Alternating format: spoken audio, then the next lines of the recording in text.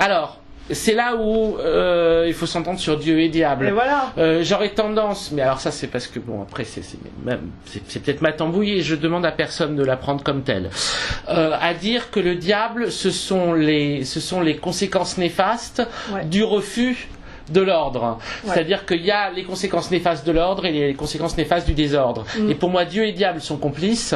C'est vraiment les deux petits salopards, dans le sens où Dieu, c'est le salaud auquel on rend grâce quand on fait des saloperies mais qui sont légales, et le diable c'est celui qui vient vous attendre au coin de la rue quand on vient de s'extraire du joug du mauvais démiurge, et qu'on se dit ah enfin libre, et il dit et non seulement t'es libre mais je vais pouvoir montrer comment tu peux intensifier ta vie, et donc c'est celui auquel on fait confiance à tort parce qu'il nous promet les plaisirs liés à la liberté.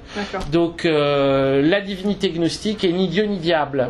Elle essaye de s'extraire à la fois comment dire, du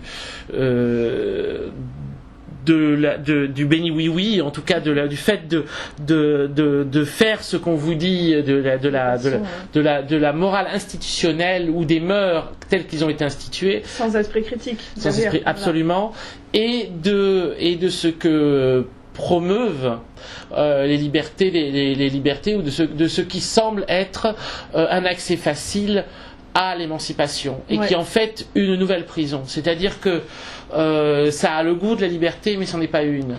C'est, on va dire, la meilleure vision du diable, on va dire, c'est les drogues. C'est pas pour dire les enfants ne prenez pas de drogue. C'est une vision très con du truc, mais c'est pour dire qu'est-ce que c'est que l'addiction. C'est dans un premier temps l'accès à un plaisir, mais la conséquence de ce plaisir qui va être d'être prisonnier de ce plaisir à son tour. Donc c'est en fait le diable, c'est pas les drogues, le diable c'est l'addiction, c'est tout ce qui est de l'ordre addictif. Et à partir de ce moment-là, être libre, c'est pas être prisonnier d'une drogue qu'on a choisie, c'est ne pas être prisonnier du tout.